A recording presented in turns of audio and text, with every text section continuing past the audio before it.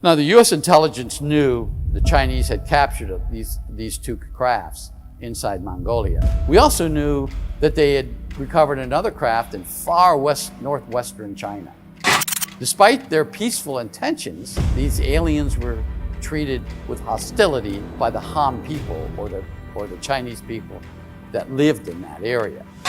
We knew the Chinese government was extremely interested in UFOs, since they actually had extraterrestrials living in their country. Hello, my name is Richard Doty. I'm a former intelligence officer with the Air Force Office of Special Investigations. Today's presentation is going to be on secret listening devices and secret listening locations inside the Republic of China. Yes, that's true. The National Security Agency had secret listening sites inside China. We're going to talk about that. We're going to talk about how they negotiated the sites and what these sites actually done. In the late 1970s, the U.S. established two secret listening sites. And I call them listening sites. They're similar to radar stations, but they're listening sites inside the Republic of China. Yes, inside communist China in the 1970s. In 1972, if you can remember back that far, President Nixon met with Mao Zedong, the leader of China, in China. The primary mission there was to free some POWs that we had, including some CIA agents that were caught way back in the 50s. But secretly, the United States was negotiating with Chinese government to place listening devices and stations inside China to spy on Russia. The first NSA post was Chai-Ti, a town set in the northern foothills of the Tai-Chen mountain range in Xinjiang province, western China, the most western part of China. The second site was established at Corolla, just on the other side of the mountain, or the south side of the mountain, south of Chai-Ti. Along with these listening posts, the American government also established two long-range tracking dishes on top of Tai-Chen Mountain. Now, as I said earlier, President Nixon negotiated this with the Chinese government. And the reason we did this was China was as interested in the Soviet Union and what they were doing as we were.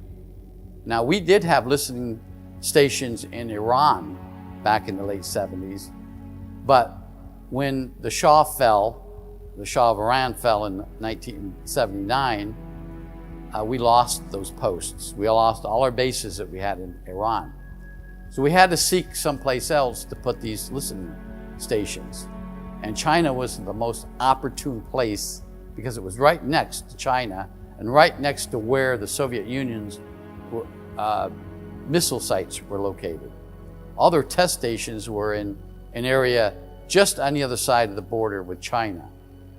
Tarantum and Semipalatsky are the two locations that we were interested in, as was the Chinese.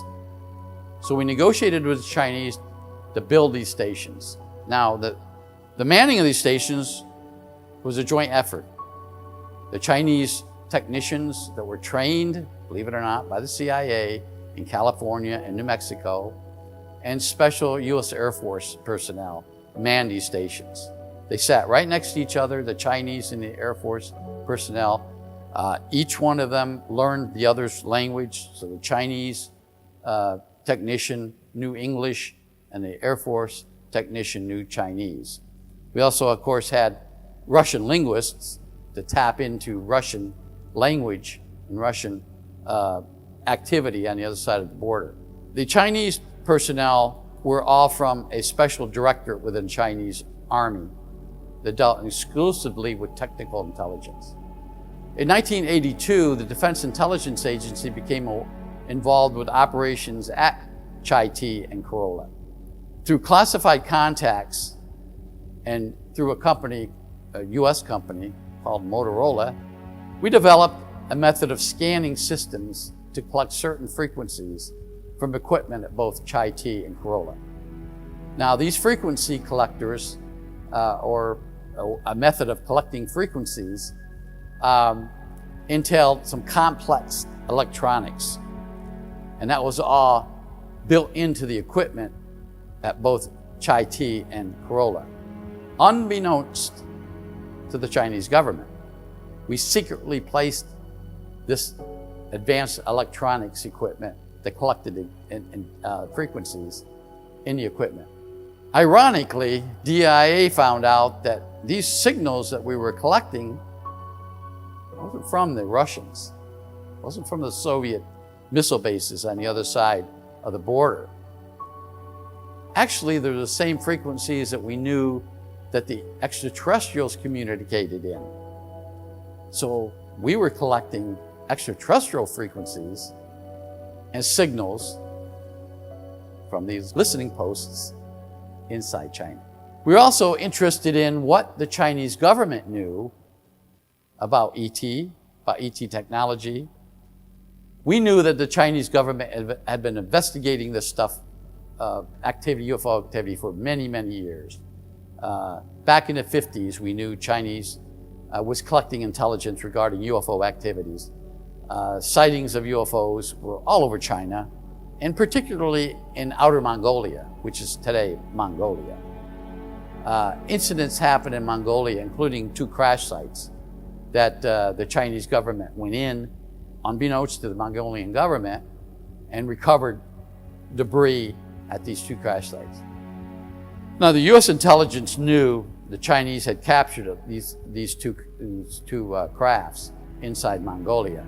We also knew that they had recovered another craft in far northwestern China, in Xinjiang province. Now, China had a long history of collecting artifacts, archaeological history, I should say, about collecting artifacts that were not known to the Chinese dynasties. But in 1938, Chinese archaeologists discovered strange stone discs in a remote mountain cave. And these discs were called the Drapa stones, sometimes called the Drapa discs. The stones tell the story of a space probe from a distant planet that crash landed in Bayin Kharda, Ula Mountains of the Himalayas 12,000 years ago. The occupants of the spacecraft found refuge in caves. Despite their peaceful intentions, these aliens were treated with hostility by the Han people, or the Chinese people that lived in that area. The Han tribe people hunted down their Drapa visitors and sometimes crucified them or actually killed them. The translation of one of the passages on the stone reads, "The Drapa came down from the clouds in their flying crafts. The men, women, and children hid in the caves 10 times before sunrise. They realized that the newcomers had peaceful intentions." The stones go on to say how the Drapa were able to repair their craft, but didn't have the proper equipment to fuel the craft and return to their home planet. Over the years, stories have emerged from China regarding a military archaeological team that came across discs, more discs, in a region of the Ula Mountains that contain hieroglyphics. They collected 700 of these stone discs. Now, this all played into what the United States wanted to know about China and wanted to know about their UFO activities. So with that information regarding the stone tablets, we knew the Chinese government was extremely interested in UFOs, since they actually had extraterrestrials living in their country. Going back to the radar stations or the listening devices and listening stations that we had inside China, the signals collected at both Chai-Ti and Corolla by listening reflects numerous UFO landings in western portions of Xinjiang Uyghur Autonomous Region of China, which is, again, the most western part of China. Heavy UFO activity reported from 1980 to 1982 around this area and along the Soviet-Chinese border. Now, we were collecting this information with these listening devices and posts that we had inside China. All that information was being reported back to the Defense Intelligence Agency. What we were going to do with it? Well, we had to figure out what the Chinese was going to do with it, because they were collecting different signals from different sources. But ironically, what we were collecting and what we knew the Chinese were collecting were the exact same signals. But these sources within the Chinese government reported abductions occurring in rural areas of Western China, right along where these UFOs were landing, and right along where the signals were being detected. In fact, we knew of one particular incident where an entire family of 5 were abducted in plain sight in front of local villagers near the village of Lutzhou, and that was in Western China. The family was never seen again. This occurred right during the daylight hours, where a UFO landed and somehow attracted this family. All 5 of them walked up to the UFO. They got in and they left. This was witnessed by, again, many villagers. Another incident occurred near the Russian border, where 2 Chinese military officers were abducted from their jeep near the military base at Xinjiang, which is right in the northwestern portion of China, just a few kilometers from the Russian border. In 1983, a UFO landed in a remote area east of Xinjiang. Chinese military radar had tracked the craft flying from inside the Soviet Union, thinking that the craft might be something that the Russian was sending over, maybe a drone. The Chinese Air Force launched fighter jets to intercept the craft. However, the craft landed rather than the Chinese military planes finding it in the air.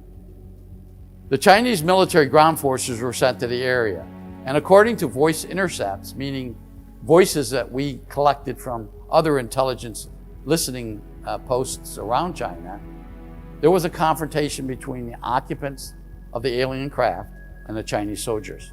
The result of this confrontation caused the Chinese government to take all UFO sightings extremely serious. Now, exactly what happened at that confrontation, we don't know. We know there was a confrontation. We know by the voice intercepts that the Chinese soldiers were extremely scared of what was going on and that shots had been fired. In 1984, Chinese ground-to-air missiles shot down an alien craft that landed in the area of Kashi, which is in, again, that region of China. In 1985, a secret created team of Chinese military and U.S. Air Force personnel met to discuss UFO activity inside China. Some information from the UFO activity within the United States was shared with the Chinese. We actually shared information about crash sites and contacts that were occurring inside the United States, either currently or historically, with the Chinese government, as they shared incidents that occurred inside China with the United States Air Force personnel. But most of the highly sensitive cases that happened inside China was not shared with U.S. intelligence. However, we knew about it. We had other sources of information that collected intelligence inside China. And we knew of UFO cases, incidents, crash sites that had happened inside China. What we gained by these listening sites inside China was a vast amount of knowledge. Of course, the problem is getting that information out. The tapes, the recording tapes, the collection devices that we were using had to be shared with the Chinese government. But remember, NSA placed these special devices inside this listening station that was only known to us, the United States Air Force. But the problem was getting that information out of the machines and back to DIA to be analyzed. So they set up a courier system. at these two sites, Chai-Ti and Corolla, whereby we had to take the materials, share them with the Chinese, transport them to an airfield about 10 kilometers away, put them on an Air Force military plane, and fly them out of China to the closest place, which was in Islamabad, Pakistan. And from there, they went to a secret NSA site inside Australia. Of course, we know now what that site inside Australia was. It was Alice Springs. That was where the NSA base for the southern part of the Indian Ocean was located. Once we got that information, we got these tapes, NSA analyzed them and sent them back to their headquarters in Washington, D.C. at Fort Meade, and also shared them with the Defense Intelligence Agency. And lo and behold, we found extraordinary information on these disks. We found not only the frequencies that were being transmitted by the ETs, but also new frequencies that the extraterrestrials were using to operate remote aircrafts. Yes, you heard me right. Remote UFOs were being flown inside China. Now, we suspected that it was occurring in the United States, but we had no proof that these remote crafts controlled by the ETs were occurring. We knew, and we suspected that they had these remote crafts, but we didn't know how they worked.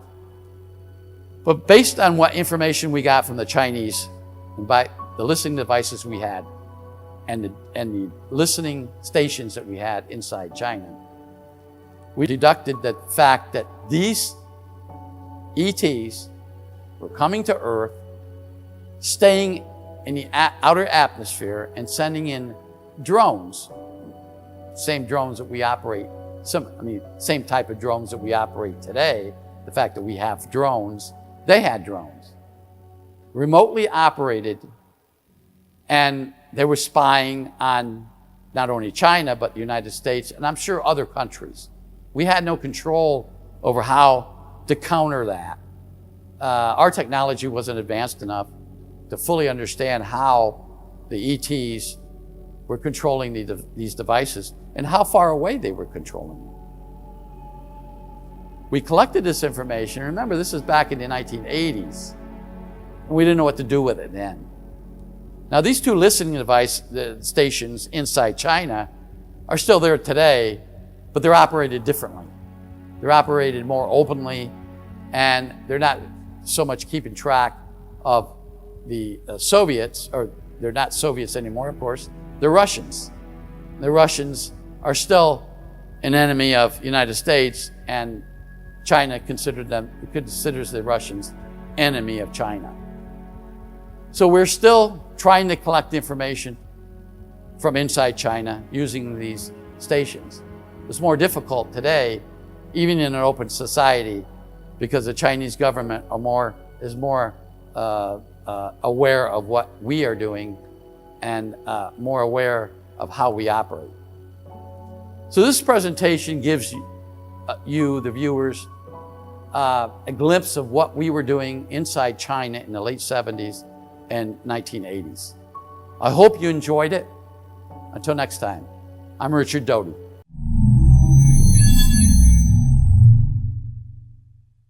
The aliens are here. They're not out there. They're here.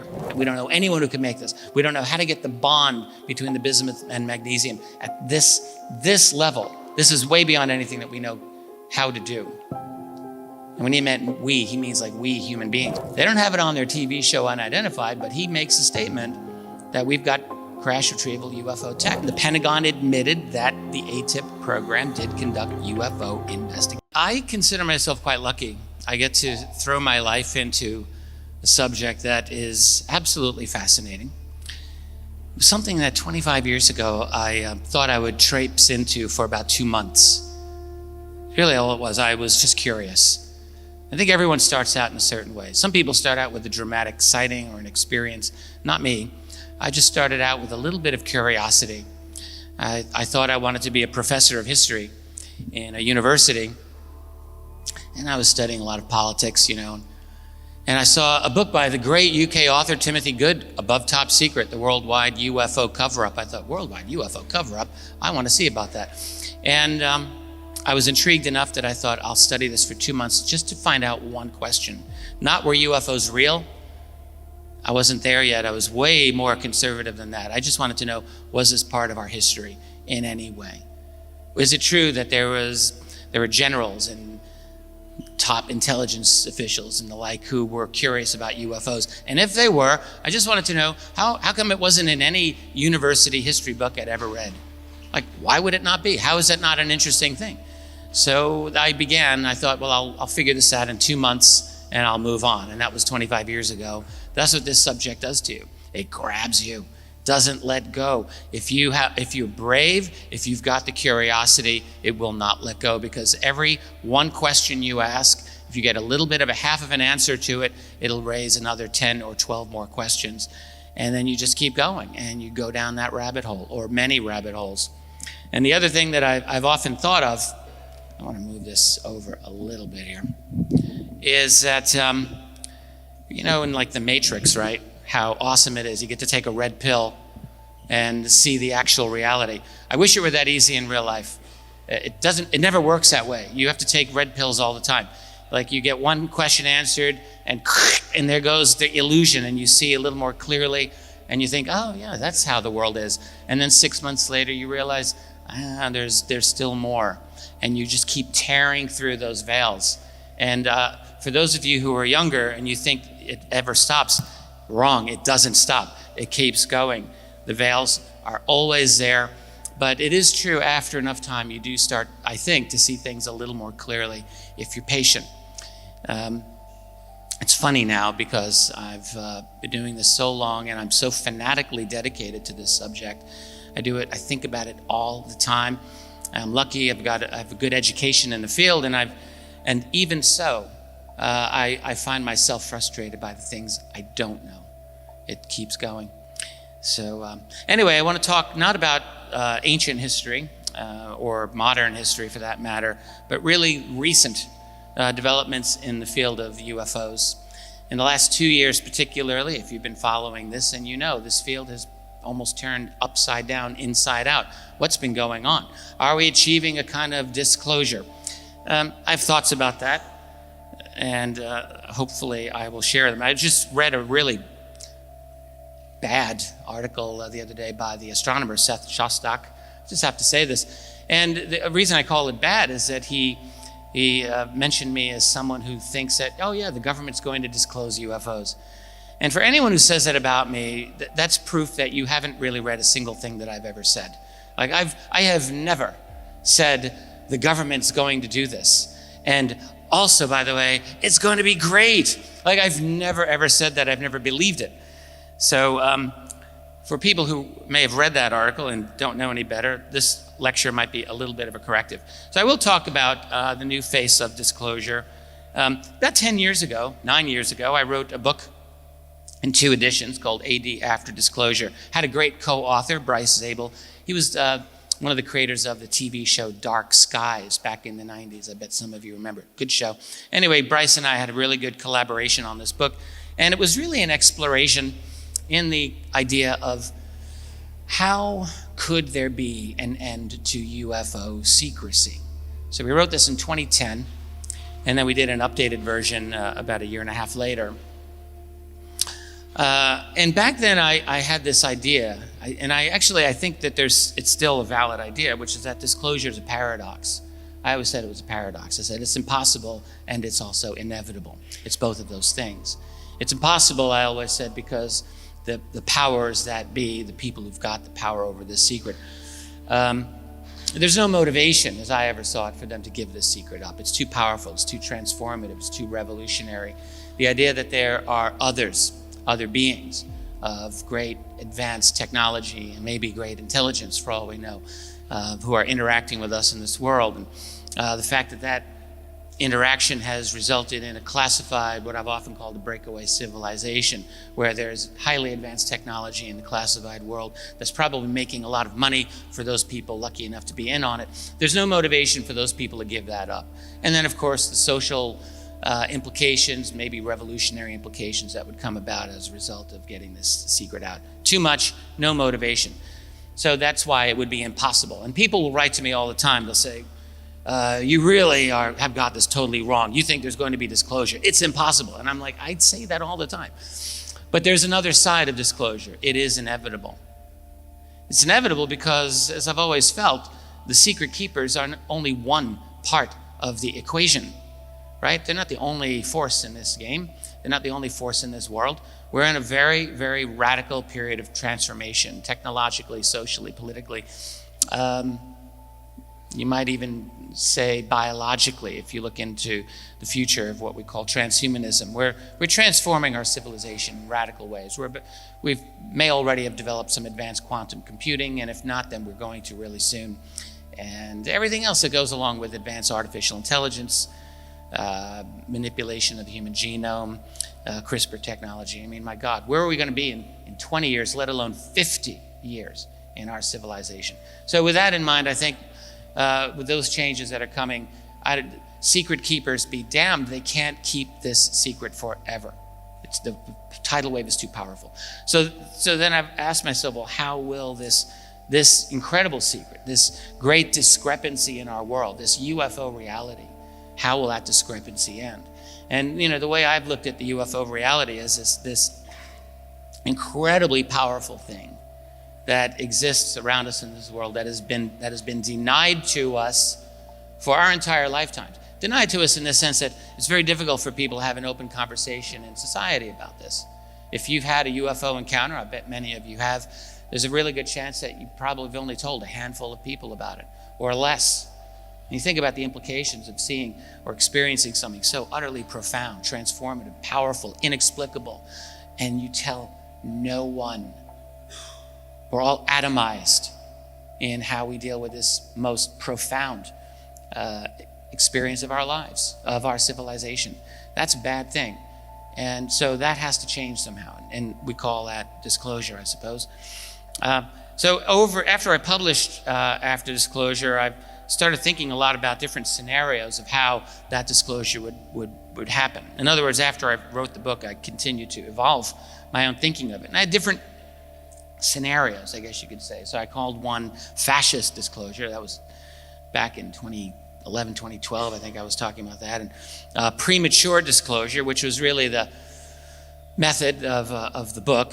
In other words, something accidental happens, forces the hand, and the whole house of cards comes down. And then I thought, well, there's a people-driven element to this. Maybe the people will force a disclosure. By the way, the fascist disclosure, I now call controlled disclosure, and that's probably what we're moving toward.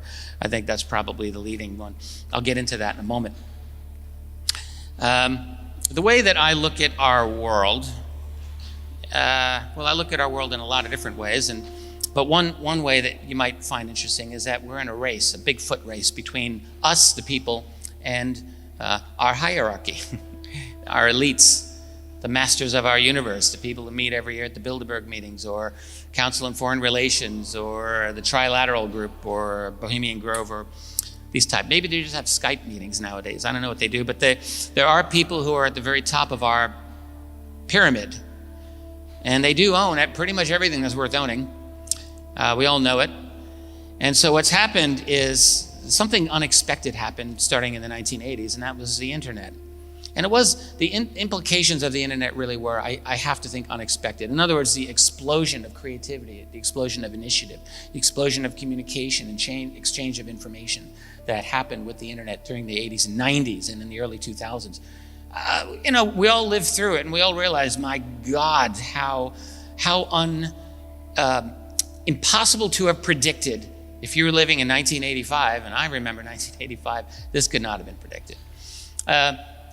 And so what it did is it disrupted the way the world was back then, and it caused a kind of greater social awareness, new sharing of ideas and technologies, file sharing, indeed, and a lot of other things.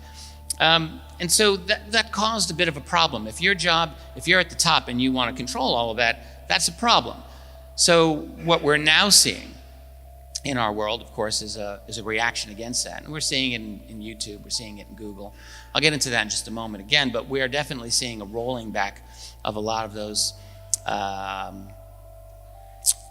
freedoms that we've developed. So the solution to those problems is you control the web. You turn the web back into television. You thought you escaped the, what was that show? Full House? What was that in the 1980s? Shows like of that type, or Who's the Boss in America, I think. Really ridiculously mindless entertainment.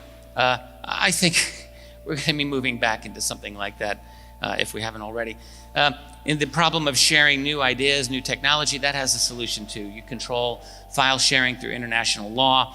You shut down things like the Pirate Bay, and you just and make things like that illegal increasingly. Particularly, one of my fantasies had always been in terms of sharing energy ideas. Wouldn't it be awesome to have a little device, because someone's going to invent this, you just know it's going to happen, a little device maybe this big that'll give you free energy for the rest of all time. Like, is it impossible? No, it's not impossible. There's people around the world working on these ideas right now. Someone will come up with it, it's going to happen, and then if they're really nice, they'll upload it to the next generation of the Pirate Bay, and you'll download it with your CAD software, and you'll have a next generation 3D printer, and you can say up yours to your utility service and live off the grid. Well, that would be nice, except that won't be, yes, that's worth clapping over. And we all want to see that happen, but of course that would be a problem. So the solution is you control international law, you don't allow file sharing, and if there's any real energy breakthroughs that exist in the classified world, and there are, those will be fully blocked off to anyone in the world. So they'll internationalize all of these classified ideas and laws, and we're seeing this happen all over the place. So that's the solution. And increasingly, and this is another lecture for another time, but you hear about the robo-apocalypse.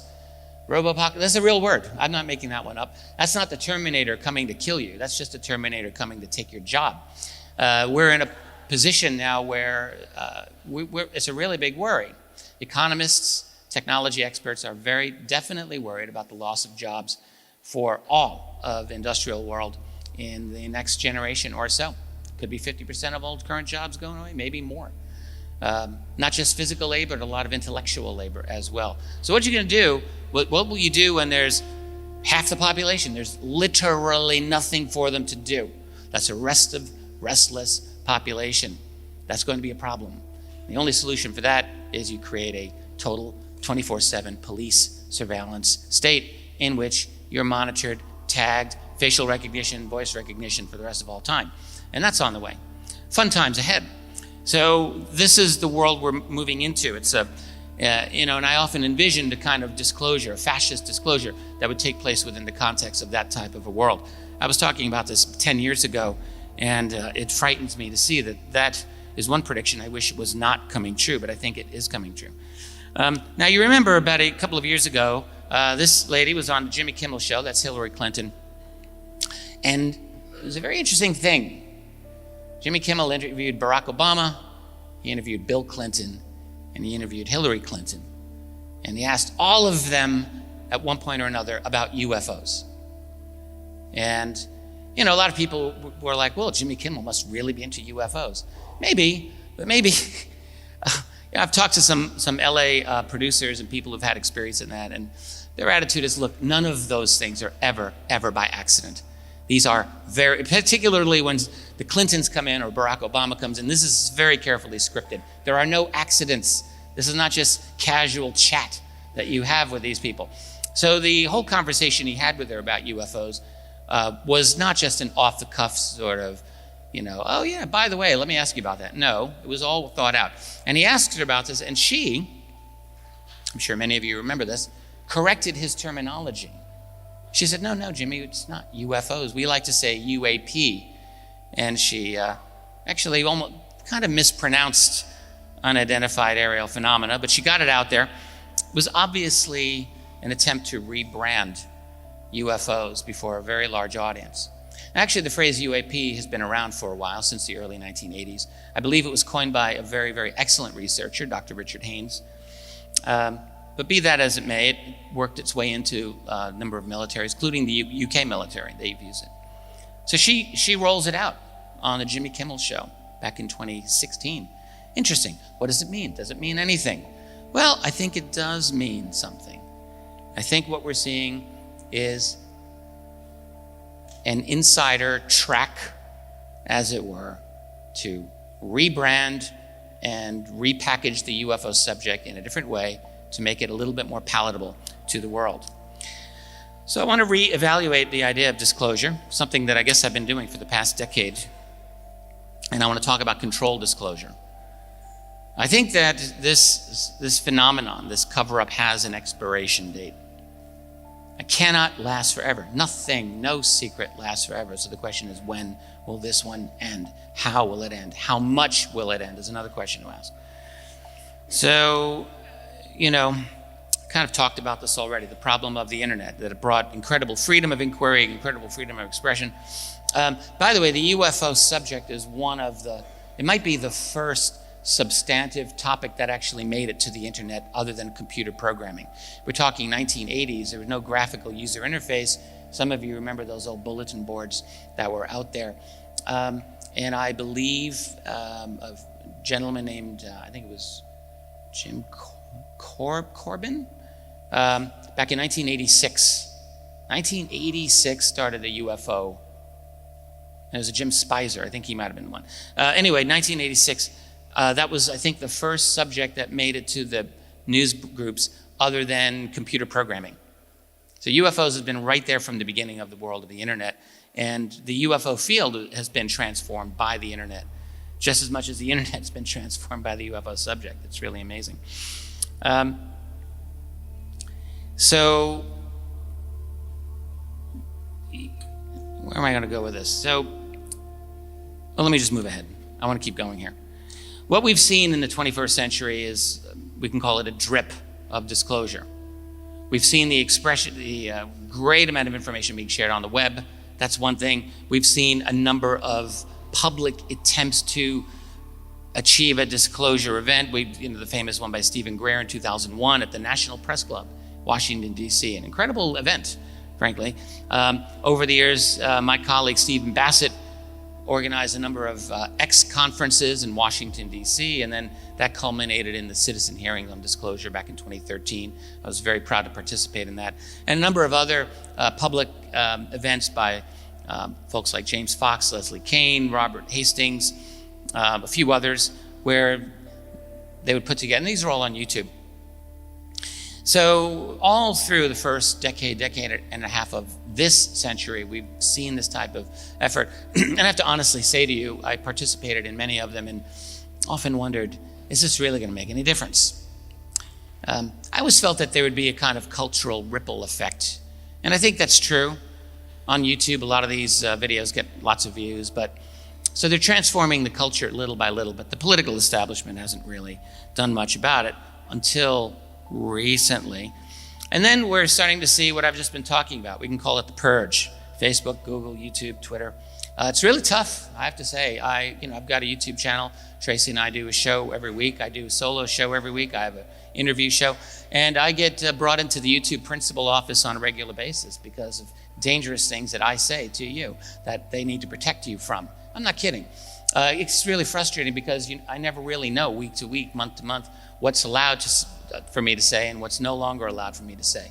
The rules are constantly changing, and they don't tell you.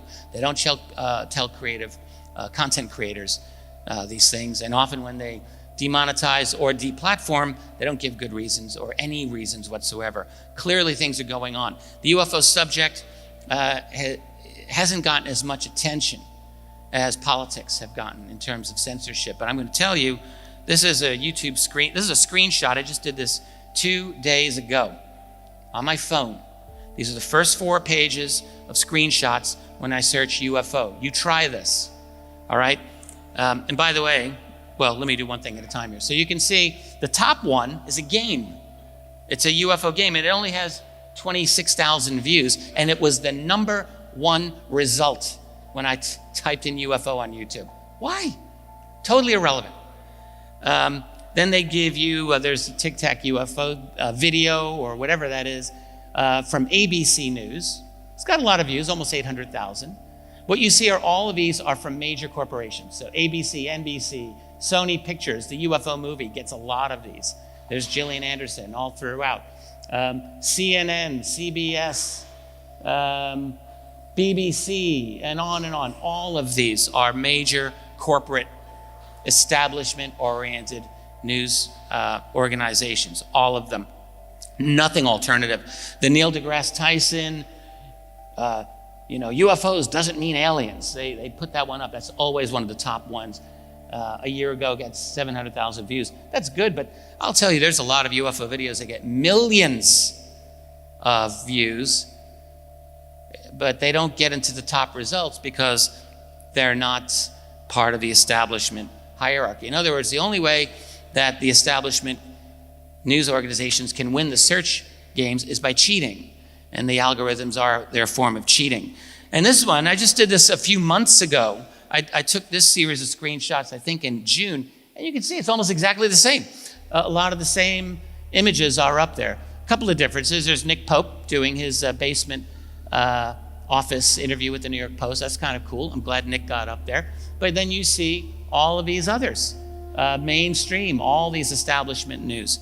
So obviously what we're seeing, and this has all happened within less than the last year, a transformation of the search engines. The algorithms are just crunching everything together to control what you see and encounter when you search for UFOs on YouTube. And it's really scandalous. It's wrong. And it's just another sign that a very heavy-handed form of control is being shown here. So let me go back to the drip of disclosure, as we might call it. Things really started changing quite measurably starting in 2017. And that's millionaire, billionaire. I don't know how much Robert Bigelow owns. He's a very wealthy man. That's him on your top right. And he did a fascinating appearance on the television show called 60 Minutes. And what was incredible about it is that this is a very, very well plugged in man, obviously. He knows everyone there is to know in the U.S. defense establishment, or just about. He's been deeply involved in the UFO subject for many decades. Robert Bigelow, back in the 1990s, formed the organization called NIDS, National Institute of Discovery Science. He later created Bigelow Advanced Aerospace Systems, BASS, and has really gathered around him some of the most interesting, intelligent, knowledgeable people relating to the subject of UFOs. I'll be talking about them. But he does this interview on 60 Minutes, and to an incredulous interviewer, who says, "Aren't you afraid of what people will say about you?" He says, "No, I don't care. I don't care what people say. The aliens are here. They're not out there. They're here." It's an amazing, amazing, upfront, frank statement. Didn't get a lot of play, that much play in the media, a little bit, not that much, but he did it. Later in the year, of course, is the announcement of the organization To the Stars Academy, TTSA, fronted by the singer, rock singer, pop singer, Tom DeLonge. Someone that my daughter grew up listening to, Blink-182, and his song Aliens Exist, I think.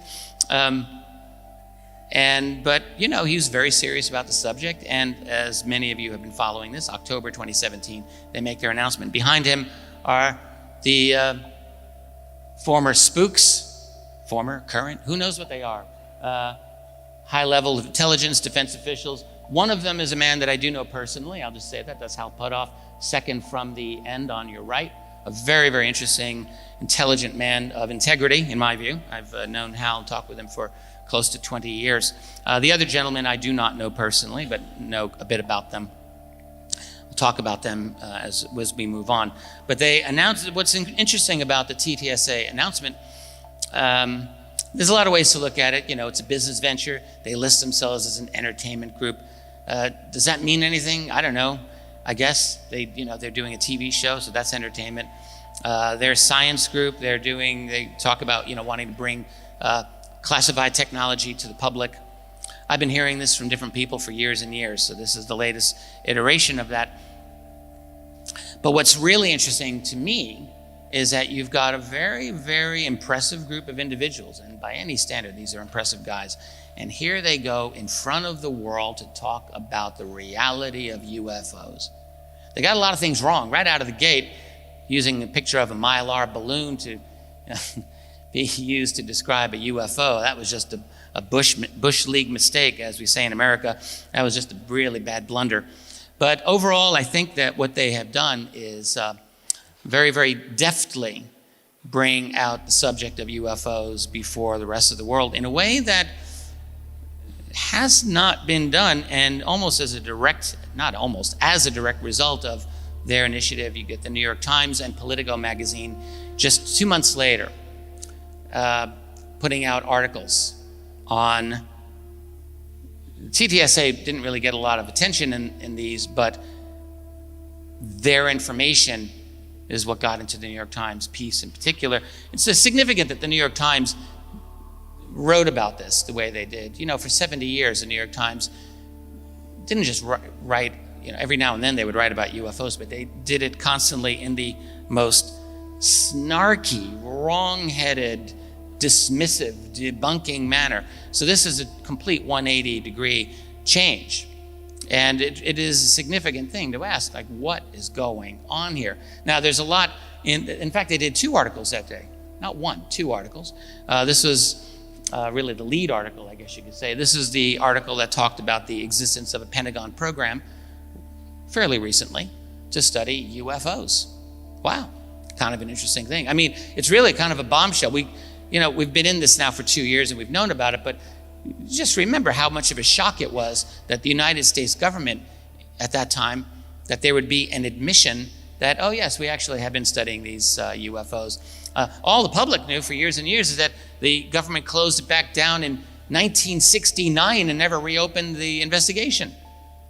So all through the 70s, all through the 80s, 90s, 2000s, supposedly no UFO investigation. And now suddenly the New York Times is telling us, oh yeah, as a matter of fact, they did. They did, because then they closed it down. They tell you these things when they're supposedly in the past tense. As we have really been learning, these studies have not ended. Absolutely not. But they make this announcement. And then the other article, of course, that they had that day was about the details of the Tic-Tac UFO encounter featuring, Navy Commander David Fravor and his FA-18 Super Hornet. So we get the beginnings of a kind of a public statement on this encounter. All of that had been known previously, by the way. You know, even back in the website Above Top Secret back in 2007, there was some talk about it. But it didn't really make it to the mainstream until the New York Times covered it. So it was a big, big dropping of a bomb, you could say, that occurred. When it happened, there were some UFO researchers who immediately said, that's a false flag. The New York Times piece is a false flag. And now I study false flags. It's an interest of mine. And false flag is simply an event in history where some terrible thing happens and it's blamed on another group that didn't do it intentionally. So, an intelligence agency or a military group will do something, like blow up buildings and kill people, and then blame it on, terrorists, or back in the Cold War, communists. And that happened a lot, happens today. We live in an era of them. So I've studied false flags, and I know a little bit about them. And there were people calling this a false flag, and I thought, okay, you're going a little too far here. Is there spin? Yes. Is there deception? That's the real question. So the real thing that I wanted to ask about this is, what are they saying and what are they leaving out, and is what they're leaving out more important than what they're saying? So I'm going to just keep coming back to that. Someone's alarm is off. You know better. So, why is there blank space there?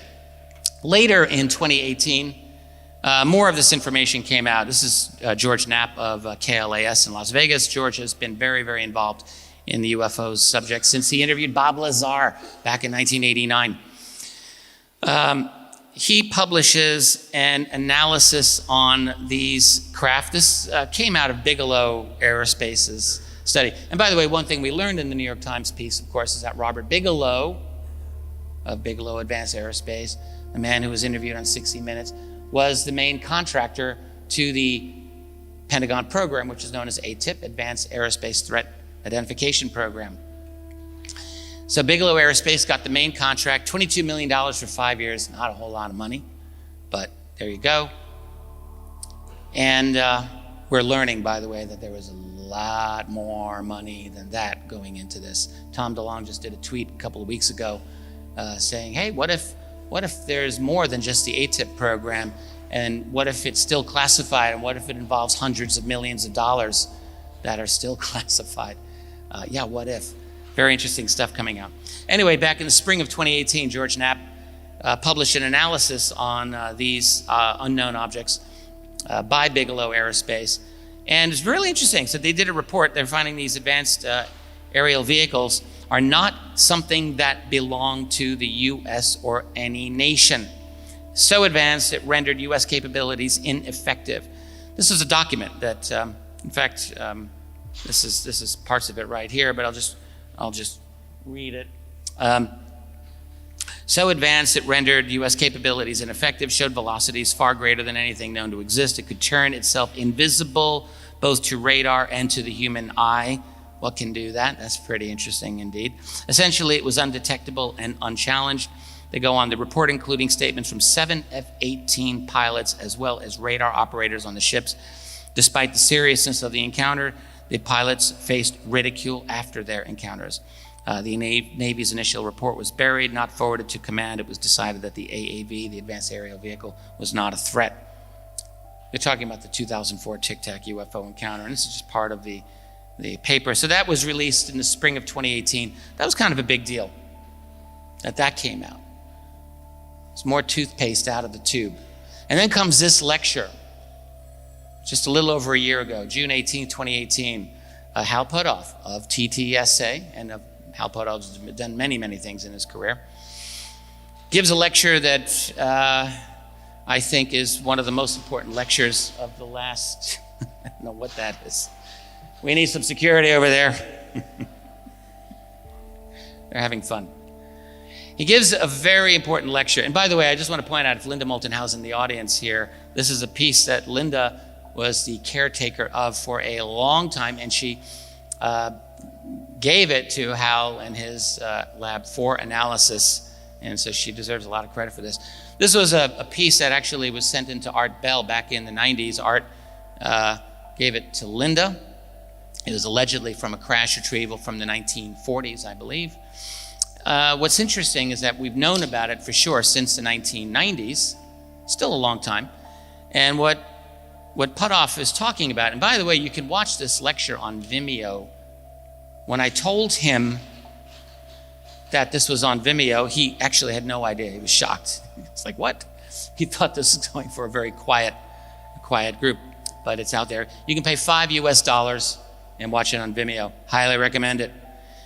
So he talks about this. In fact, Steve Mera was talking about this piece last night, if you were here for that. It's very, very, very fine gradations of bismuth and magnesium and other materials as well. But what's fascinating about it, as he described, he said, we looked at this for years and years and not only had no idea who made this or who could have made it, because we certainly can't. We don't know anyone who could make this. We don't know how to get the bond between the bismuth and magnesium at this level. This is way beyond anything that we know how to do. And when he meant we, he means like we human beings. But also we didn't even know what this was for, like what purpose. And he goes on, and he says, well, what we've learned in the last couple of years only is that, he said, this makes an excellent wave guide, he says, for electromagnetic frequencies, high frequency terahertz range. So basically light interacting on this material gives it an anti-graphitic effect, is what he's saying.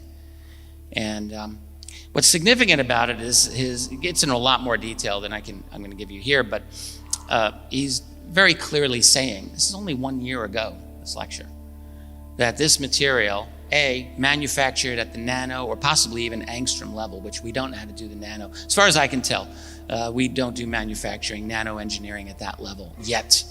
I tried looking up scientific papers of the tiniest level of nano engineering, and as far as I can see, we're looking at tens of nanometers, but not the nanometer scale and not the angstrom scale, which is 1/10 of a nanometer. So this is a very, very advanced piece of metamaterial. And really what a metamaterial is, it's a microscopic lattice type of a structure it's artificial, of course, and it can give material unusual properties of all different types, unusual strength or unusual conductivity and what have you. And so this is a metamaterial, but it's existed for a long enough time that we don't know how to explain this. So you've got a very high-level scientist. Hal Puthoff is very experienced. He's had security classifications for, I don't know, close to 50 years or more.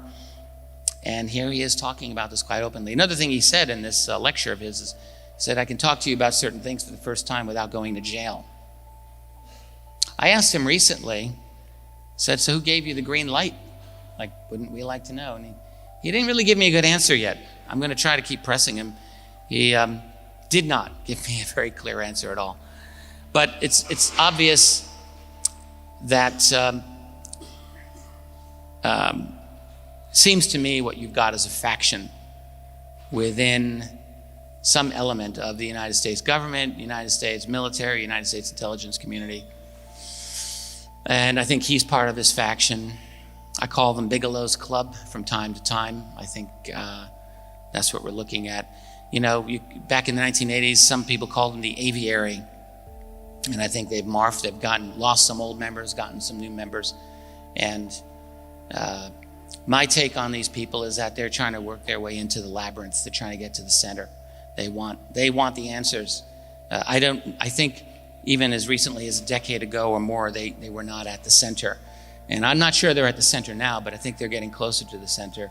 And my feeling is that they've got allies who are enabling them to get good press, enabling them to say a few things that they could not have said before. So there you have it. And shortly, during that lecture of Puthoff's, by the way, he mentioned that he was a subcontractor to Robert Bigelow on the AATIP program. And he said one thing I could do for Bigelow was to get a sense from scientists around the world of advanced technology that would be applicable to the UFO phenomenon. And he talked about this pretty openly in his lecture, and he just said, I sent out requests for papers, ended up with 38 papers from scientists around the world on some really advanced subjects. I'll mention them in a moment. He said, the only thing is I didn't tell him it was for a UFO program. I said, what I'd like you to do is envision your field, I think he said in the year 2040 or 2050, and what will the state of your science be? So he was asking for explicitly futuristic tech from them on, here's some of the subjects: positron aerospace propulsion, warp drive, space-time metric engineering. That was actually his paper. Space-time metric engineering. Think about that. Dark energy, extra dimensions, negative mass propulsion, traversable wormholes, stargates, programmable matter, invisibility, cloaking, and so on.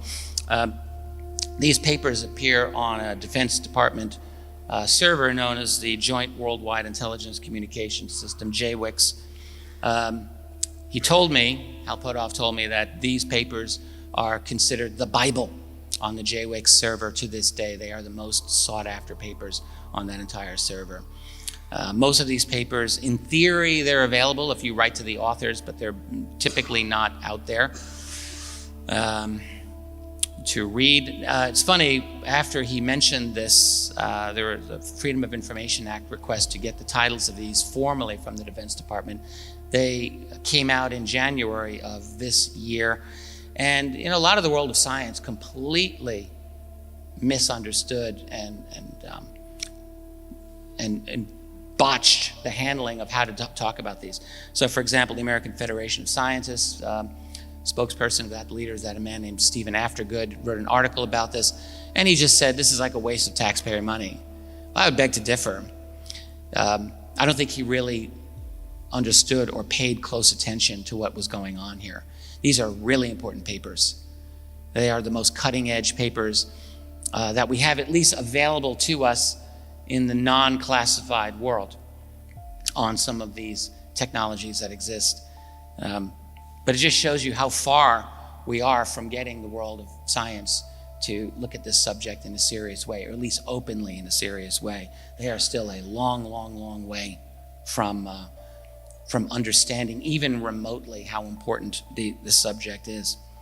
And incidentally, just I don't really have this on my slides for this presentation, but there's a very interesting talk given by the scientist Jack Sarfati from December of 2018, and he's talking about the physics of the Tic Tac UFO. It's only a half-hour long interview, and if you're interested in this stuff, I would recommend go find it and listen to it.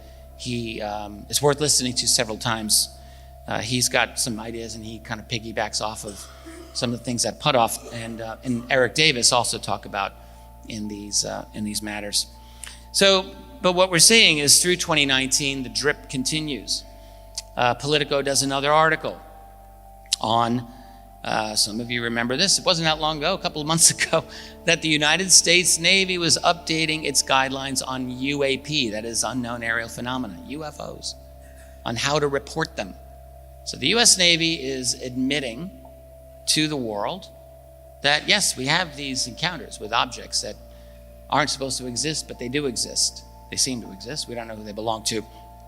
And we're updating our guidelines. It's this funny thing about the UFO community, like they're like, right now, they're just ho-hum about this, or they're nitpicking every little thing that they see that's wrong in this. To me, I step back, I think 2 years ago, we would have been astonished at an article like this coming out. So it just shows, you could take a silver platter and hand people some of the most incredible information, and they just say, yep, sure, show me something really good. Show me the truth. There's a lot that's always left out. There's always agendas. Everyone's got an agenda. That's because we're human beings, not angels, so everyone's got an agenda. But the thing that I like to focus on, and I try to remind people, is study the context of anything, but don't do it at the expense of looking at the content. Content first. Content always first, and then you understand the context. Because if you don't understand the content of what's being said, and all you're doing is analyzing what you think are the motivations of someone else in doing this, like they're all members of the CIA, or they're all ex-defense intelligence, that's fine. And you can say, well, I don't trust their motives, and that's fine too. But if you actually ignore what they're saying, then you're making a big mistake, because there's information coming out that's important. And this is important. And the fact that they say things in the article that are kind of laughably bad, like this is important. This is response. This is from the article of April. In response to a series of sightings of unknown, highly advanced aircraft. Okay, that's interesting. Sensitive military formations. There have been a number of reports of unauthorized and unidentified aircraft entering various military-controlled ranges. That's an important statement. And by the way, these are things that I wrote about in excruciating detail in my 2 volumes of UFOs in the national security state. So to me, this is like right up my alley. I've studied so many military encounters with UFOs over and over and over again. And so that's what they're talking about here, almost the exact same tone. And then this is where I'm going to take issue. Chris Mellon is quoted. So Christopher Mellon's one of the members of TTSA. He's one of the most prominent members of TTSA these days. And they quote him for the article. So Politico obviously is working very closely with TTSA. We all know that. And they quote Mellon, and he says, if we have a new formal means of reporting these objects, that would be a sea change. And this is what he says where I'm going to disagree. Right now, we have a situation in which UFOs and UAPs are treated as anomalies to be ignored rather than anomalies to be explored. We have systems that exclude that information and dump it. Well, that may be true, but I'll guarantee you there are also places that take this very seriously and that look into this. It's not like the US military is just completely ignoring, or the UK military for that matter, or any of these others. They don't ignore these sightings. They know. In fact, what we learned with the Tic Tac UFO encounter in 2004 wasn't simply that Commander Fravor is vectored in to see this object. It looks like a big 40-foot long Tic Tac hovering at the water off the coast of California, and it comes up to meet him, and it circles around as he's circling to go down after it, and it zooms off at a speed of 10,000 miles per hour, more. Unbelievable speed. And he says, wow, I don't know what it was, but I'd like to fly it. But there's much more than that. We have the radar operator, Kevin Day of the USS Princeton, who's talked about this now. And he said, yeah, I tracked it. It was at an altitude of 28,000 feet. It drops in 0.78 seconds to sea level. Well, that's over 20,000 miles per hour, folks. That's really mighty fast, and on a dime. So whatever this is. And so what happened is, what we learned is that in the aftermath of that encounter, guys in black suits came aboard the ship and confiscated all the radar data, all the technical data, and it's gone. So don't tell me that they're not exploring this. Don't tell me they don't know what they're dealing with. Don't tell me that this is not being observed. It's obviously being observed. So the statement that, we ignore these anomalies, I don't think is true. But I do understand where they're coming from in this article. At least I think I do. Because what these folks are doing, and I'm not part of them at all. I'm not on their payroll. I'm not their buddy. I don't attend any of their meetings. I don't really communicate other than occasionally with Hal Puthoff. But what I think they're doing is they're navigating a little terrain here. They've definitely got enemies in the Pentagon who hate what they are doing, who do not want any kind of disclosure coming out.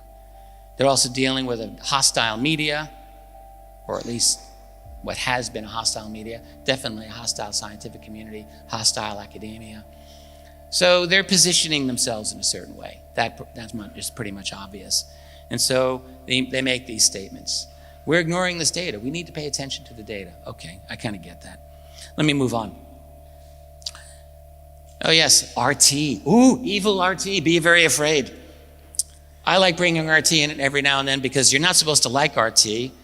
And anytime anyone tells me not to do something, that makes me want to do it. And so I've got an RT article here for you. Good for you. Experience it. Question more. They have an article here about, this was actually out there in a number of places, but they just, nice little headline. The Pentagon admitted that the AATIP program did conduct UFO investigations. And I mean, this is old news in a way, but the Pentagon had not previously made that admission. That had come out through the New York Times, it had come out through Politico, but the Pentagon itself, through their spokesperson, Christopher Sherwood, actually did formally say, yeah, AATIP did pursue research and investigation into unidentified aerial phenomena. By the way, the original was unknown aerial phenomena. Now they're calling it unidentified aerial phenomena, whatever. And then comes another New York Times bombshell article, and this is a good article. May 26th of this year. Same three authors who did the original New York Times pieces from 2017, Helene Cooper, Ralph Blumenthal, and Leslie Kean. A lot of you know who Leslie is. And they come out with the second of these, or the second time that they published an article on UFOs. This is off about the eastern US coast, off the coast of Virginia. Battle group in 2014 and 2015, so pretty recently, experiencing UFOs on a nearly daily basis for about 9 months, from the summer of 2014 to the spring of 2015. Wow. And there's just a little bit of the article here. Almost daily. So if it's almost daily for that long a period of time, you're talking well over 200 encounters, I would think. That's a lot of UFOs. The description of what they have in there. Whoops. Okay. So they say the object was seen almost daily for 9 months during training maneuvers, hypersonic speeds, that's like 5,000 miles per hour, or what would that be, 8,000 kilometers per hour. Instant acceleration, stopping, maneuvering. And they point out in the article, like, to do this, you need a tremendous amount of energy, but and we don't have that amount of energy to do any of that, but these objects didn't seem to be leaving heat signatures that you would expect to have all that, generating all that energy. One of the most dramatic things that they talk about was a near collision. You have two FA-18 Super Hornets. These are amazing aircraft that the U.S. Navy has. They're doing maneuvers. They're, I think, about 100 feet apart from each other, 30 meters, and an object comes them. Between them, it's square, cubed, with a sphere of some sort in the center. And I saw an analysis recently that attempted to describe this as known satellite type technology. I don't, with respect, I don't think that that's a credible explanation for this, particularly in the context of these constant barrage of sightings that the U.S. Navy was having. So it was kind of an amazing thing. And that got the Navy pilots really kind of angry because, you know, they were noticing these objects all the time. They're doing training maneuvers. You're not supposed to have anything out there. It's dangerous. And when an object comes that close to you, that's very, very dangerous indeed. So what we learned is that a lot of these were video recorded in one form or another, and very little of this has come to us, almost none of it. On the same day as the New York Times piece came out, a new YouTube channel released called The Nimitz Encounter, that's the name of the channel, released a 30-minute documentary about the Nimitz Encounter with some very nice visual graphic recreations, and you can see a little bit of it there. And these are two of the gentlemen who were featured on there. On the top is Kevin Day. I mentioned him a bit. He was the radar operator of the Princeton. And the gentleman on the bottom was the one who talked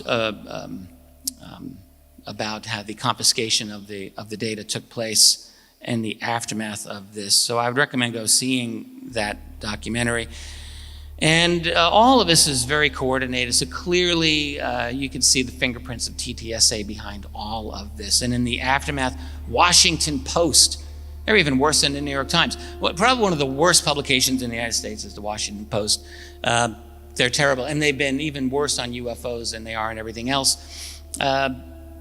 Worse than the New York Times on UFOs, and that took some doing. I mean, the most snarky, bad articles in bad faith for years and years and years and years out of the Washington Post. They finally do an op-ed piece on UFOs saying UFOs exist and everyone needs to adjust to that fact. What? Washington Post? Honestly, am I living in an upside down world? I wondered what is happening here that the Washington Post is doing that. Now, I'm going to say this. When the New York Times and the Washington Post are telling you to believe something, you better be really careful about what they're saying. These are the people who gave us weapons of mass destruction back in 2003. Liars. These are the people who gave us a lot of other lies about the modern world that were clearly showing that they were in bed with the U.S. intelligence community and the U.S. military, and extremely dishonest about what they report. So does that mean everything they report is dishonest? Well, no, it doesn't mean that, I suppose. But it does make me wonder, what is happening at the Washington Post? This doesn't happen by accident. So someone was able to get the Washington Post to do this editorial now. How high up does this come from? That's the question. I don't know anyone who's got an answer to this. There are people who think that this is a high-level, ultra-high-level CIA op. I haven't seen no evidence for this whatsoever, but it is definitely true. The Washington Post has worked with CIA since day one. They've been very close to CIA, so it is a possibility. But I think it's just as likely that TTSA's people, some of them are very, very tight with media. I think they were able to make this happen. So how that happened, the details are something that we really need to continue to look into. At the same time, all of this is happening at once. It's like the rollout of the TV show Unidentified, which aired on May 31st. So all of this is within a week. The New York Times piece, the new YouTube channel, the Navy's reporting from late April. All of this is very, very close together. The TV show Unidentified, you've got Tom DeLonge, you've got Chris Mellon, Lou Elizondo, that's the Steve Justice of Lockheed Boeing there. Some of the leading people in that show talking in detail about these encounters. And I just want to point out, we've seen the first 6 episodes of that. There are folks who say it's really great, and there's folks who say it's really terrible. There's people who say, I don't trust their message, or it's fear-mongering. You got Lou Elizondo constantly talking about this threat. This is a threat. And it's true, like he really does hit that theme kind of hard. So the question is, what's going on here? I will say that me watching it, I didn't find myself afraid in any way. I thought this is not a scary show. You want to fearmonger me, you're going to really have to work a lot harder. What I did notice is that they covered a lot of military-type UFO encounters that of the same type that I have covered in my own history of doing this subject. And I will say also that they presented a better version. They've given us a UFO encounter with the military that's probably a better documented encounter than anything else I can think of, and that is the 2004 Tic Tac UFO at this point. The number of witnesses they brought out, the amount of information, it's really quite a lot. So I'm totally supportive of that, as I am supportive of the information they brought out about the 2014, 2015 sightings. There's things that I can absolutely pick apart or criticize, but overall I consider them minor compared with the fact that they're putting this information out. Something is being rolled out, and the question is, where is this headed? Well, one thing that we can say is that this is an attempt to do some kind of disclosure with a rebranding of the UFO subject. One thing that you hear on the show all the time that's disingenuous, absolutely, is we don't know what these things are. Hear this all the time. We don't know what they are. Maybe they're Russian or Chinese, although we don't think so. They say this all the time. Maybe they are extraterrestrial, or maybe they're from some other civilization. Well, they're not. Now, I want to talk with Steve about this, because last night in his chat, if some of you were here, he argued that he believed that this was human tech. And I'd like to know, what is the human tech that can do this? Because I'm not aware of how this can be done. How we're able to do objects, inertia-free objects moving at 20,000+ miles per hour, stopping on a dime. I'm not sure. I'm not saying it's impossible, but I'd like to understand how it's possible. What I think, and also keep in mind, these types of reports have existed since prior to the 1940s. We've got reports from the 40s talking about objects moving at the exact same speeds that the Tic Tac UFO has been tracked at doing, 9,000, 10,000 miles per hour. Back in the 40s. Heck, I've talked many times about an account I found in the National Archives of Canada, a sighting from 1936 by, I think, a very reliable witness who was doing aerial mapping for the Canadian government in the Northwest Territories, one of the most remote regions you can imagine. He mentioned where he was. I looked at it on a map. It is absolutely remote. And he said, I was doing a pre-flight check on my aircraft. I looked up, and there, he said, was the most perfect configuration of an airship one could imagine. The year was 1936. It was like a slightly elongated object, no reflection, no identifying markers at all. It was just there. Except in 1936, for that matter, today, in that part of the Northwest Territories, there's not supposed to be anything there. But this thing was there. He looked up and he saw it. He said, I watched it rotate from north-south to east-west, and it instantly accelerated and was gone. Now, I'd like to know what can do that in 1936. You tell me. So this is not a new thing. And it's not that we're not making highly advanced craft. I think we are. I definitely think we are. I just recently had a conversation that once again reinforced. This is someone with a lot of experience in the classified world who just said to me, look, all the actions in the private world, all the actions in the private world. He said, when you leave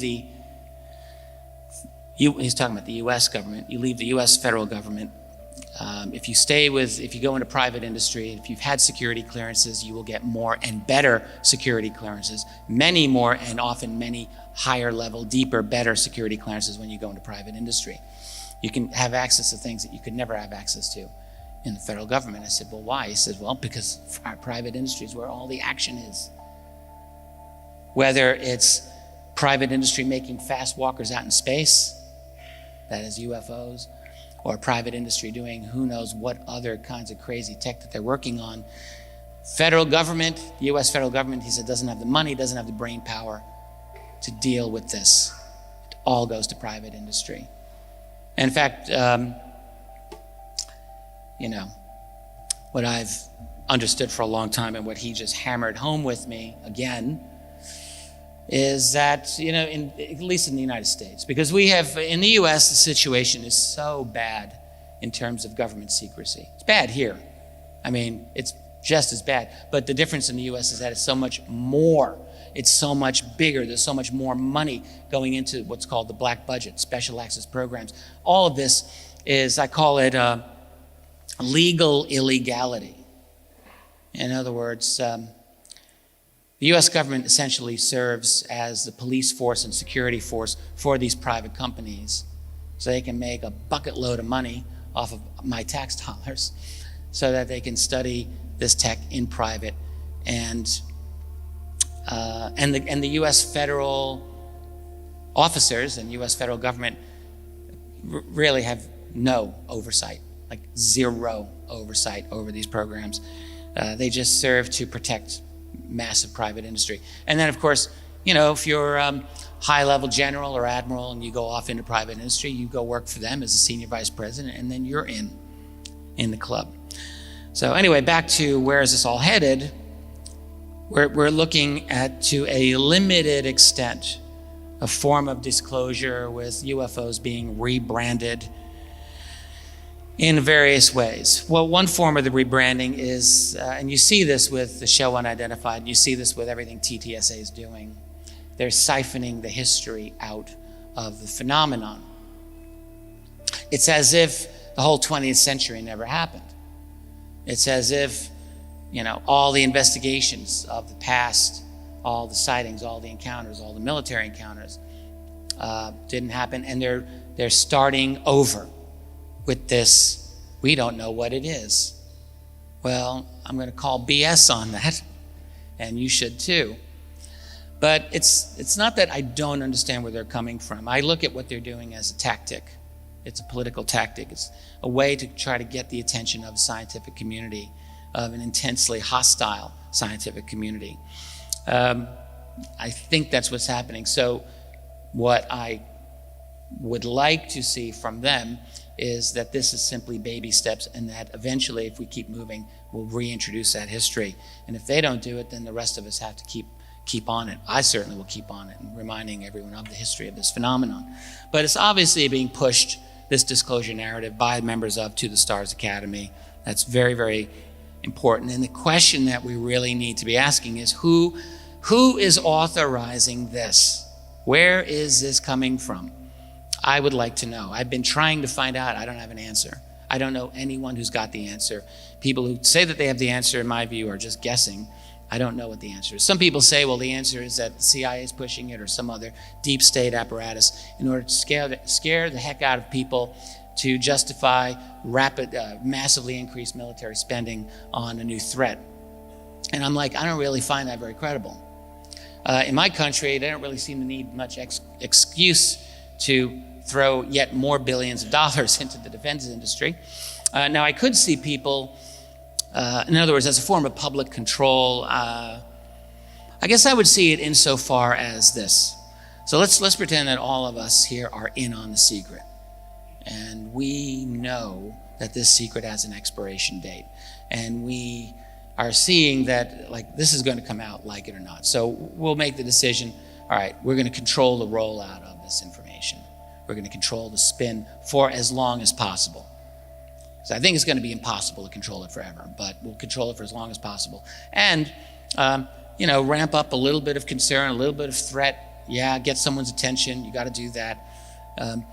And sure, let's make some defense contract money as a result of this. I have no doubt that there's a hope that some of them would have to participate in that. I mean, it's a lot of money there, potentially. So there's that whole part of it. So I could see that. But in terms of controlling the public, I guess I'll say this. There's a lot of possibilities here. As I said earlier, we're moving into an era of real potential 24/7 totalitarian surveillance state fascism globally. You know, China's rolling out their social credit system by which they measure their citizens based on how obedient they are. And it affects every single aspect of your life. And by the way, if you get, they've got street cameras that do facial recognition on you. And I'm assuming voice recognition on your phone calls and all of that stuff. And so if you are guilty of wrongthink, or even jaywalking for that matter, they'll know about it, and you get dinged on your on your credit applications or your travel or work that you're allowed to get. You know, Black Mirror did a great episode on this, and many of you have seen it, I'm sure. And my prediction is we're maybe a decade behind China. I don't think it's that. We're already seeing a lot of this in the, you know, the public, the Twitter mobs and the Facebook shaming and the kind of the social control over people. Already we're seeing this happen. So it's our own form of social credit. But I think it's going to become more and more formal. So in that kind of a world, where the population is increasingly being utterly, absolutely, totally controlled in every way, it could be that we're in danger of seeing this subject being rolled out in a completely sanitized way. But the mistake that those people are making who are doing the rollout, if they think that they can keep it that way, I strongly disagree. The UFO subject, it's a really hard one to tame. This is not an easy subject to tame. So I think what they're doing is, looks to me, they're making an effort to tame it, and the question will be how successful they will be. So yeah, they're trying to create a safe form of disclosure, and as I say here, UFOs cannot be tamed. I'm getting close to wrapping this up. Am I running over? Am I on time here? Looks like I'm on time. Okay. So the hard questions ahead, looks like I've jumped ahead and I've already asked these. So can this narrative be controlled forever? That's really the question. And maybe it can, you know, through YouTube deplatforming, Facebook deplatforming. We're seeing that the UFO subject is indeed coming under a lot of control. So, but the other aspect of it is that are there never going to be other platforms? Is there never going to be alternate forms of expression? In a sense, the genie's out of the bottle, the toothpaste is out of the tube, and the real question is, these are questions I was asking a decade ago, and I'm just seeing new variations of them now. It's really us against the people who are trying to control our minds. And who's going to win this one? It could go either way. Some of the hard questions, though, that are not really being asked in the mainstream yet, a little bit, but we really need to get into is the corrupt nature of the cover-up. That is the illegality of hiding this information from the world for an entire human lifetime, which has been going on, the deep nature of the classified world that has been managing this. And then, you know, one thing that hasn't come up and will not go away is the question of alien abduction. There are people in that community who do not believe there are alien abductions in the way that we understand alien abduction to take place. It's a big argument, but it's also one that's not going to go away, and it could be a very, very difficult issue in the years ahead. And then the whole question of reverse engineering technologies. Now, one thing, I did a little talk here last night, and I made a comment on the Wilson leak controversy, and I'll talk a little bit about that here too, I guess. But you know, when the show Unidentified was rolling out on May 31st, Lou Elizondo did a piece on Fox News in the US with Tucker Carlson, who of all the American commentators on TV actually asked the best UFO questions by far of anyone. And so Carlson had Elizondo on for about 5 minutes, and at the very end of it, he actually asked Luis Elizondo, does the United States government have in its possession any of these craft? He said aircraft, but he meant craft.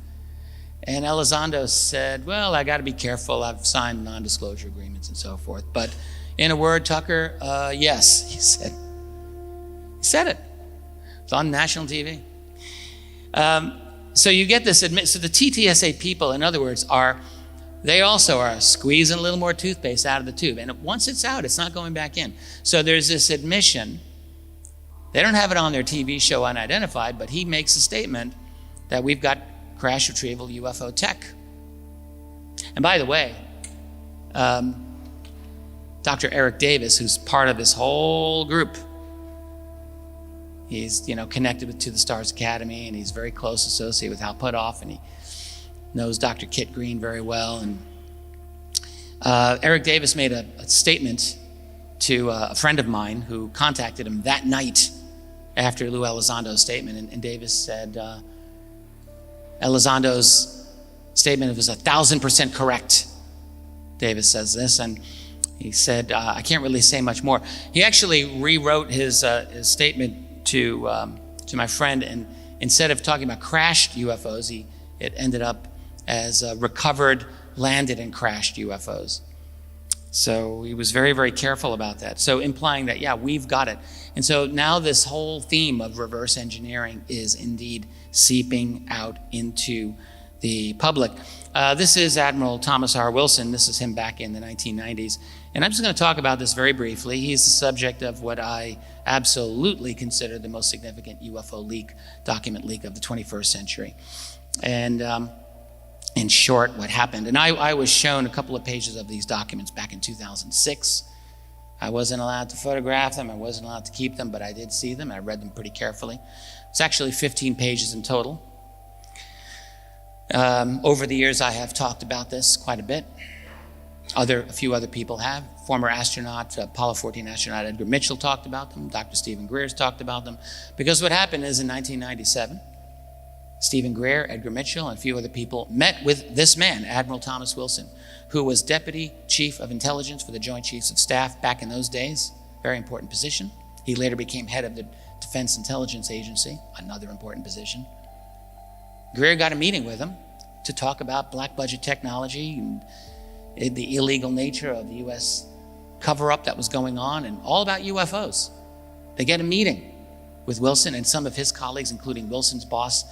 Very interesting. You'd love to have been at that meeting. April 1997 is when it happened. And what I was made to understand back in 2006, and what is the truth, is that after that meeting ended, Wilson had a private conversation with one of Greer's associates, another Navy commander named Will Miller. They talked about UFOs, bodies, alien bodies, crash retrievals, MJ-12, the whole thing. And Wilson then went on a 2-month little journey within the Pentagon to find the program that was reverse engineering alien tech. And guess what? He found it. Buried. Very deeply buried. Special access program within a special access program within a special access program. He had been given all this advice on how to find it. He found it. And he's thinking, you know what? I should have regulatory authority over this program. Talks to the program manager. Talks to the program manager plus the security manager plus the corporate lawyer of the program. Yeah, they have their own lawyer. Of course they do. He says, I need to be supervising you. I need to be seeing what you're doing. They're like, we'll get back to you on that one. We'll discuss this among ourselves. They get back to him and they say, well, we can meet you face to face. How about that? And he flies out to see them. Long meeting. He finds out, oh yeah, they're reverse engineering technology. They can't figure it out, they tell him. Not made by human hands, not made by man. It's not ours. Not Russian, not Chinese. It's off the charts. The reason we know about this is because 5 years later, Wilson had a meeting with Dr. Eric Davis of NIDS, owned by Robert Bigelow. They meet in Wilson's car for about an hour, a little more than an hour, and Davis writes it all down. Maybe he recorded it, but he wrote it all down. And that's the transcript, as best as Davis could do it. Seems pretty accurate.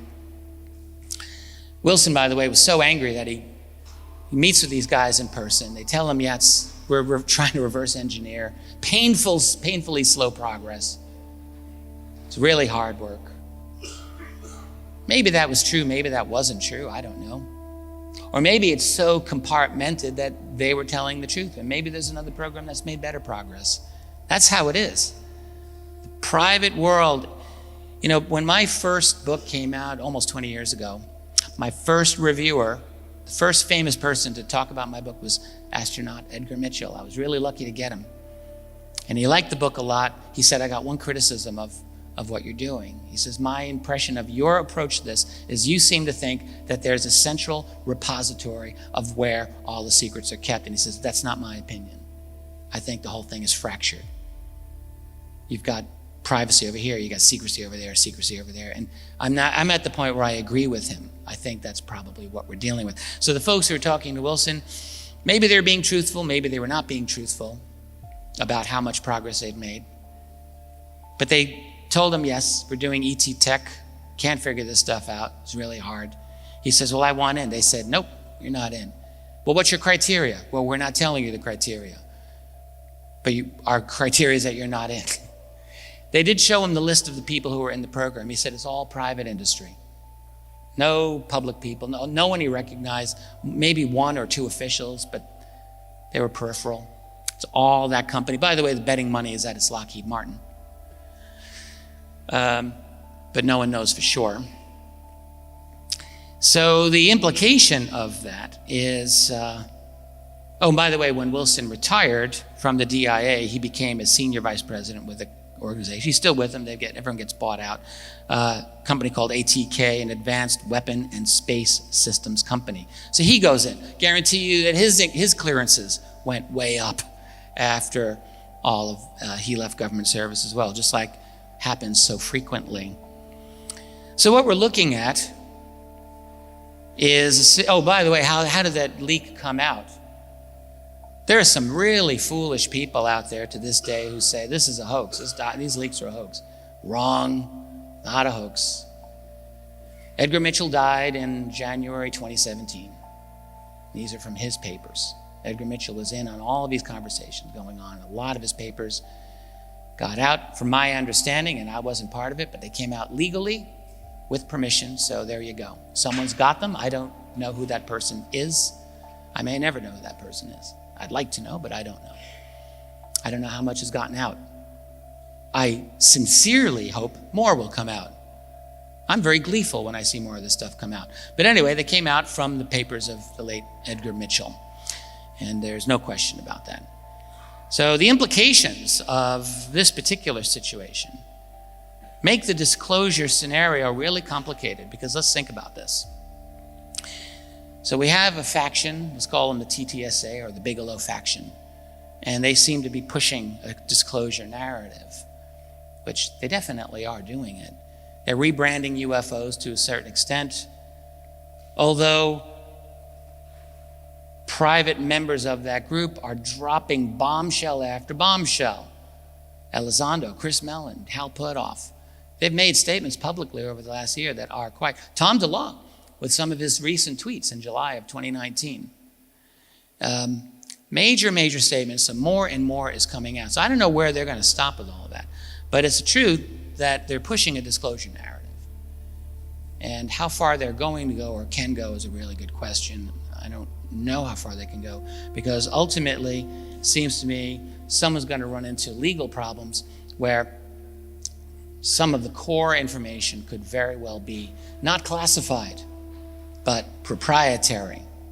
I've been thinking this and saying this for years, and I think it's more and more crystal clear to me that we're in a situation where governments are really just window dressing, and the real power is in the private financial and corporate interests that stand behind every one of these governments, US, UK, and you name it, any others. That's where the power is, that's where the money is.